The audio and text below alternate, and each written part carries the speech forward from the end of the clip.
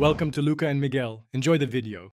You start by confirming your Apple ID and enabling iCloud Photos.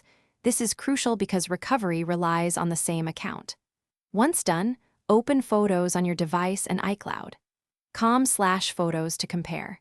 Make sure you have enough local and iCloud storage, and, if needed, temporarily free space so syncing can complete. You do this now to avoid partial downloads or missing thumbnails. This first step prevents sync conflicts and speeds up the next recovery actions. Next, you look in recently deleted because most photos live there for up to 30 days. This is the fastest recovery. Select the images and tap Recover, and then allow time for originals to re-download if your device uses optimized storage. If you don't see items on the device, make sure to sign into iCloud. And check the web album. Sometimes deletions differ between device and cloud. Once recovered, verify image quality and confirm they reappear in your main library. Finally, if recently deleted fails, you try advanced recovery options. Go to iCloud.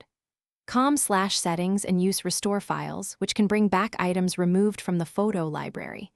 If that doesn't work, restore a full device backup from Finder, iTunes, or iCloud. Remember, this may overwrite recent data, so weigh choices. If problems persist, sign out and back into iCloud, force a sync, and check Apple system status. One key troubleshooting tip: ensure you're using the exact Apple ID. Thanks for watching and please subscribe. It's the best investment you'll ever make.